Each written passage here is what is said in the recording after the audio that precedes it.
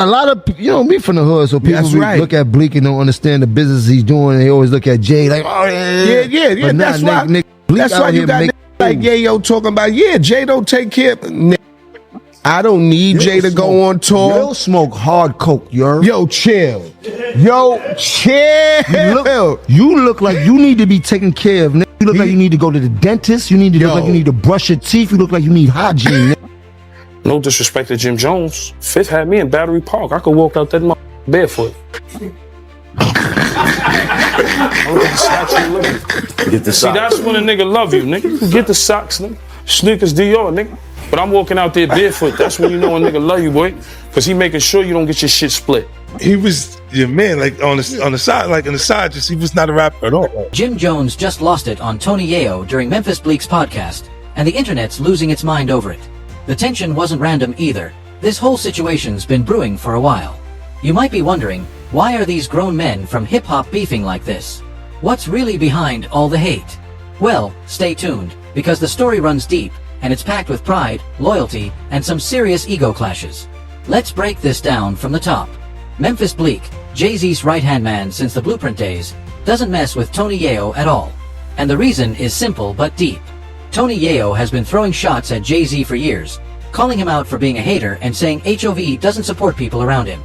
That kind of talk doesn't sit right with Bleak, who's basically family to Jay-Z. But the crazy part, Yayo didn't just keep it general. He brought Bleak's name into it too. During his sit-down with Shannon Sharp, Tony Yayo said, Jay-Z's a hater man. He don't take care of nobody. Look at Memphis Bleak. He not shining, he not winning. And then he twisted the knife even deeper, bragging that 50 Cent treats him better than Jay treats Bleak. Like, who even compares things like that on national TV? That's wild. But this is where things start to get messy, because now it's turned into a battle of who's the better boss. Like I just said, we just came back off tour. Yeah. You know, with Fifth, and we still touring. Still. And I do my own tours too for people. Oh, yo. You see, I do my own tours. I did tours in Canada. I did a tour across the whole Germany and the Swiss Alps. And that's why I don't care about the hate. Because I'm like, I got the possibility to do my own tour. Like something with Memphis Bleak. Memphis Bleak said to Nori, Yayo said, Jay-Z didn't have us on tour like he did, or I eat my own halal. I eat my own halal too. If you want to say that, to Memphis Bleak, I just came off my last tour. All I'm saying is when you see Jay-Z in a setting, he never really, when he's doing a Beyonce show or whatever, you don't see Memphis Bleak on the stage or him being brought. Tony Yayo's out here saying, 50's loyal. 50 looks out for me. And honestly, that's where Jim Jones jumped in, because the conversation about who takes care of who hit a nerve with him too.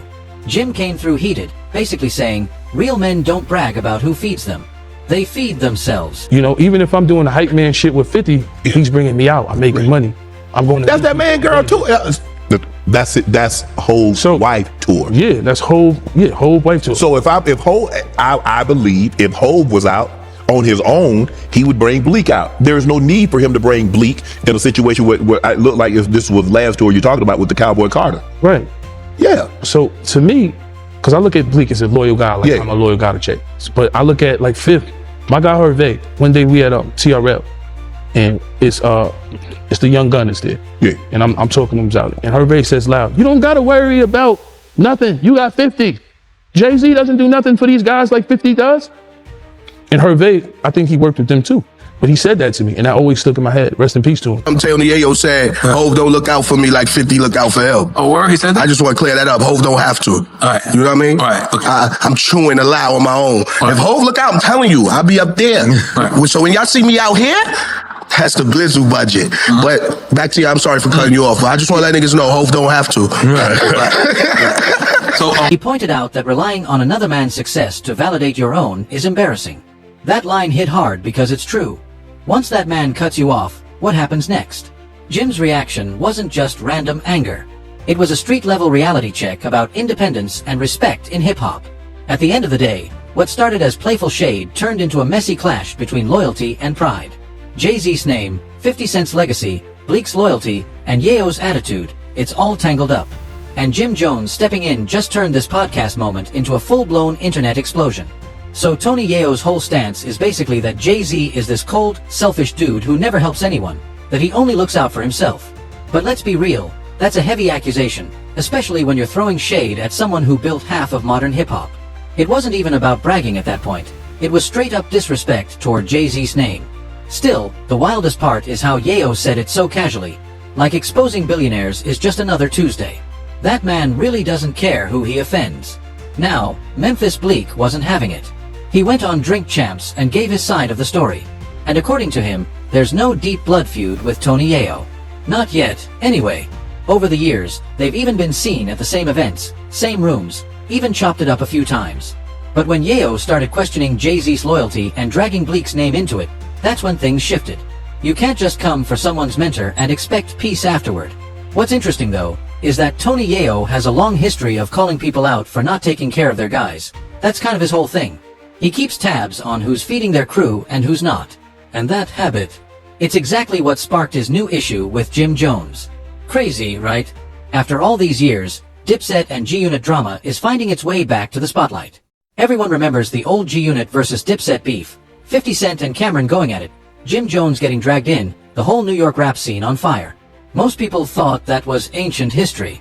But nah, Yayo brought the smoke right back. The difference between me and other niggas, right? Stack Bundles, one of my favorite rappers in the world. Rest in peace, Stack Bundles. Ryan Squad. Rest in peace. Far Rock, Yep. you understand? Jim Jones, he had Stack Bundles, he had Max B. I looked at it like, wait, you know. Stack Bundles had a Porsche was still in the hood. No disrespect to Jim Jones. Fifth had me in Battery Park. I could walk out that barefoot. Get the See, socks. that's when a nigga love you, nigga. You get the socks, nigga. Sneakers Dior, nigga. But I'm walking out there barefoot. That's when you know a nigga love you, boy. Because he making sure you don't get your shit split. Because you go back to 134, anywhere, Baisley, right, Brooklyn, pew, shit get split. Once I got shit, nigga shot my shit up. Bentleys and all that. Y'all can get that sneaker, just toss that over there. My shit's official. You know what I'm saying? Yo, look, but nigga put me in position. Rest in peace of Stack, but Stack got killed in the project with a Porsche. Yeah. Nigga, come on, nigga, I'm from the hood, nigga. Y'all niggas thought, nigga. I done been around the Black Justice and seen the Preems and all that, nigga. The E-Money bags, all that, nigga. The younger niggas under that. During an interview on Math Hoffa's podcast, he accused Jim Jones of not taking care of his artist, the late Stack Bundles. According to Yayo, Jim left Stack in the hood to die, saying that if Jones had really supported him, Stack might have made it out alive. That's a harsh claim. Now, for those who don't know, Stack Bundles wasn't just some random rapper. He was signed under Jim Jones, part of Bird Gang, and one of the hottest young voices coming out of Queens. So with everything you Maserati Fox. Real nigga, huh? So with everything that you saw, what would you change? I just pray to God every time I leave the house. But what would you change? Change what? Pass the cup. I heard you talk about all the shit you went through, all the shit niggas is still going through. What God, listen, what God got planned for you is planned for you, brother. God already know what's planned for you in life. God planned for you to come here and spaz on y'all niggas tonight. I spaz? I'm just saying, it was a plan. I mean, I do be on some Hollywood shit in Europe. I gotta stop. Yeah. Something like, yo, stop talking about Europe. I don't, like, when you come here, you gotta deal with Don't treat niggas. Vlad like that, bro. See how niggas is? See how No, I niggas ain't is, nothing to do bro? with Vlad. He ain't treat Vlad like Europe. this. He I ain't do treat Vlad things like you have to do this, with my Europe. nigga. Jim even took him on tour and tried to push him into the spotlight. But sadly, Stack's story ended in tragedy when he was shot and killed in his neighborhood. Some fans have always blamed Jim for not doing more, saying he left his boy behind when success hit. And that's the kind of talk that pushed Jim over the edge. Hearing Yayo twist that story into a weapon was too much.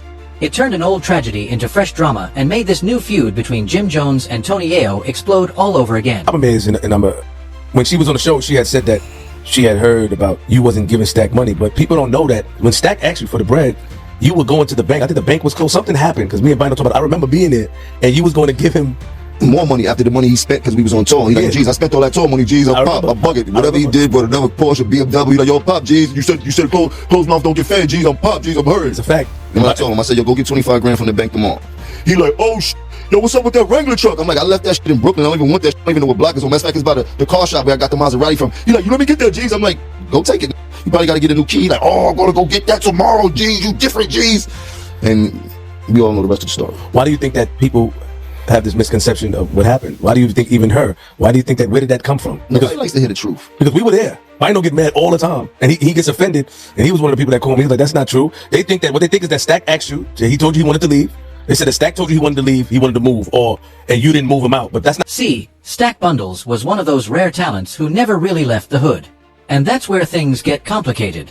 A lot of people love to point fingers at Jim Jones, saying he left Stack behind, but real life ain't always that simple. Because sometimes you can hand somebody every tool, every connection, and every dollar.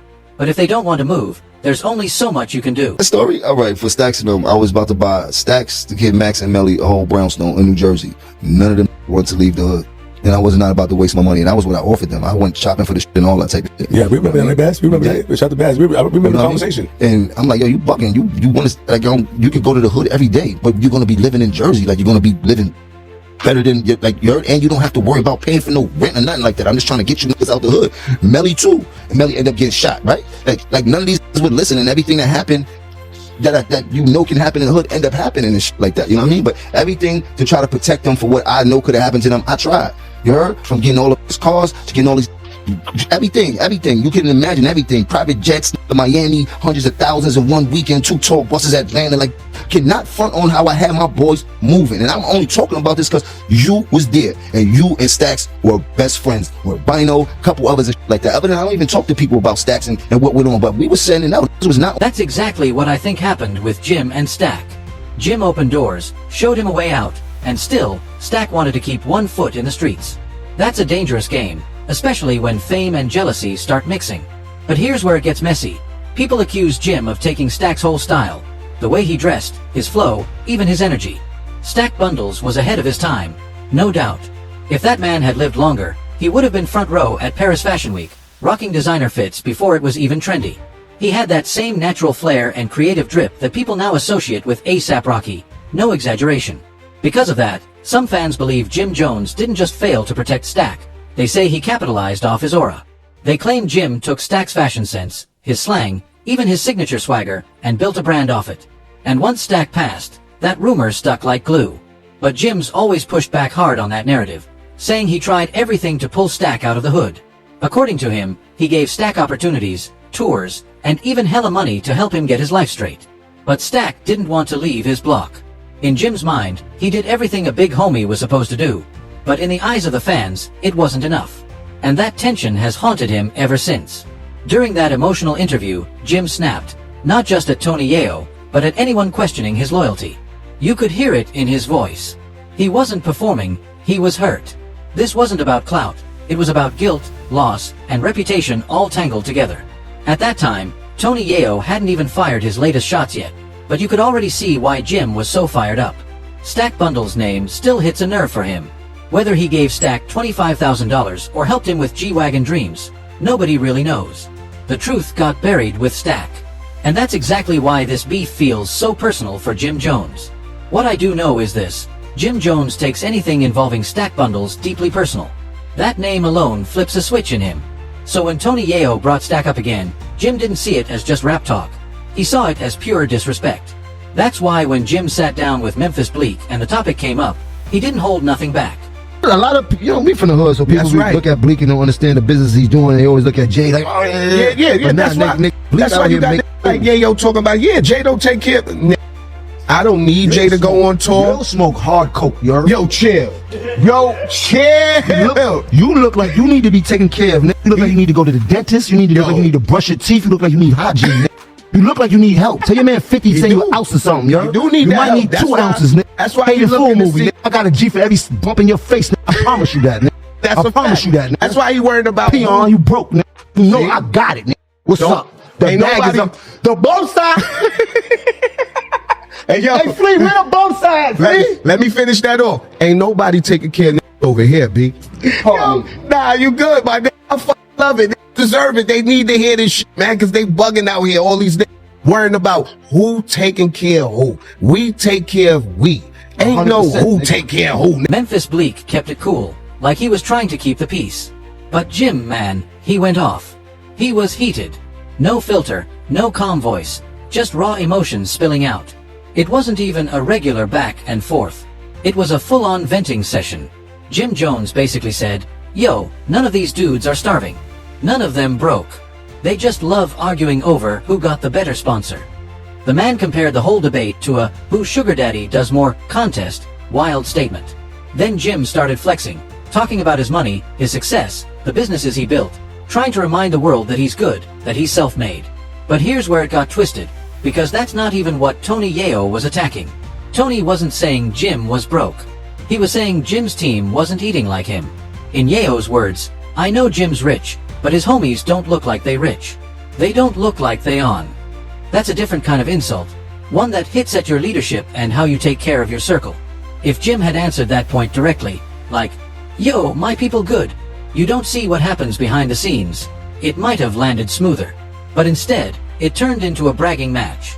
Jim's flexing came off more like defense than dominance, and that's what gave Yayo more ammo to keep poking.